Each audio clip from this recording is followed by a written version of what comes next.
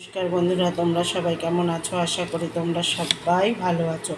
মৌসুমির হেসেল থেকে মৌসুমি, আমিও ভালো আছি। আজকে আমি তোমাদের পেঁপে আলু সোয়াবিন দিয়ে পেঁপে আলু সোয়াবিনের তরকারি করে দেখাবো। দেখো, এখানে আলু আছে, আলুগুলোকে আমি ভালো করে কেটে ধুয়ে নিয়েছি। আর এখানে আছে পেঁপে, দেখো পেঁপেগুলোকেও আমি কেটে ধুয়ে নিয়েছি। আর এখানে আছে সোয়াবিন, দেখো সোয়াবিনগুলোকে আমি সিদ্ধ করে ভালো করে ধুয়ে নিয়েছি। দেখো, তেলটা আগে থেকেই আমি গরম বসিয়ে নিয়েছি, তেলটা কিন্তু গরম হয়ে গেছে। এবার আমি কী কী ফোড়নে দিচ্ছি দেখো, তেজপাতা, দারচিনি, লবঙ্গ, এলাচ দিয়ে দিলাম। দিয়ে দিচ্ছি পেঁয়াজ কুচি।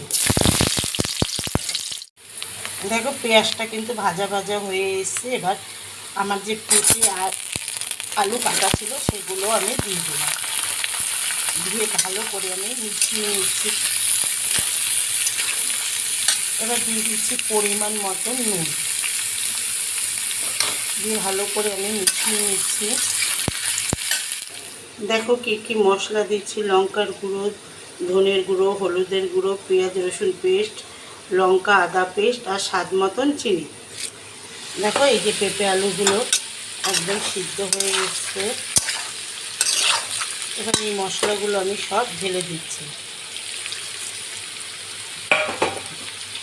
দিয়ে ভালো করে আমি সব মশলাগুলো মিশিয়ে নিচ্ছি পেঁপের সঙ্গে আর আলুর সঙ্গে। তো মশলাগুলো সব আমি মিশিয়ে নিয়েছি। এবার আমি দিয়ে দিচ্ছি টমেটো পেস্ট। দেখো, টমেটো পেস্ট আমি দিয়ে দিলাম, দিয়ে ভালো করে মশলাগুলো আলু আর পেঁপের সঙ্গে মিশিয়ে নিচ্ছি। দেখো, এবার সেদ্ধ করা যে সয়াবিনটা আছে সেগুলো আমি দিয়ে দিলাম। এবার ভালো করে সয়াবিনের সঙ্গে মশলাগুলো মশলার সঙ্গে মিশিয়ে নিয়েছি, দেখেছ? এবার আমি তখন অল্প নুন দিয়েছিলাম, এবার পরিমাণ মতন আমি নুন দিয়ে দিচ্ছি। নুনগুলো ভালো করে ছড়িয়ে নিচ্ছি। এবার নুনগুলো ভালো করে আমি পেঁপে আলু সয়াবিনের সঙ্গে মিশিয়ে নিচ্ছি। দেখো, আলুগুলো কিন্তু সিদ্ধ হয়ে গেছে, দেখেছ? এবার আমি উষ্ণ গরম জল দিয়ে দিচ্ছি। দেখো, আমি উষ্ণ গরম জল করে রেখেছিলাম, আমি উষ্ণ গরম জলটা দিয়ে দিচ্ছি। আমি উষ্ণ গরম জল দিয়ে ভালো করে আলু সয়াবিন পেঁপের সঙ্গে মিশিয়ে নিচ্ছি। দেখো, গরম জল দেওয়ার পরে ভালো করে সব আলু সয়াবিন পেঁপে মিশিয়ে নিয়েছি। আমি কিন্তু আজকে তোমাদের আলু পেঁপে সয়াবিনের তরকারি করে দেখাচ্ছি। আমি যেভাবে আলু পেঁপে সয়াবিনের তরকারি করছি তোমরা অবশ্যই এইভাবে করবে, করে কমেন্টস বক্সে কমেন্টস করবে, শেয়ার করবে, লাইক করবে, অবশ্যই সাবস্ক্রাইব করবে। আর ফেসবুক পেজে সেখানে তোমরা লাইক করবে, কমেন্টস করবে, শেয়ার করবে, অবশ্যই চ্যানেলটাকে ফলো করবে।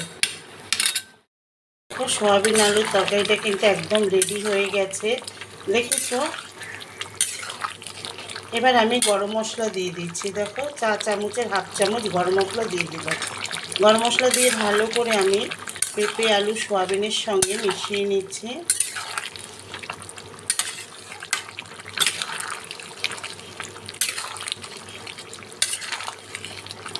দেখো, মিশিয়ে নিয়েছি। এবার গ্যাসটা অফ করে দিয়ে ঠান্ডা হলে পরিবেশন। দেখো, আমি পরিবেশন করে নিয়েছি আলু পেঁপে সয়াবিনের তরকারি।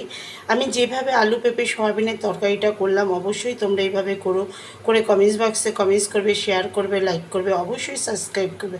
আর ফেসবুক পেজে সেখানে অবশ্যই চ্যানেলটাকে ফলো করবে, লাইক করবে।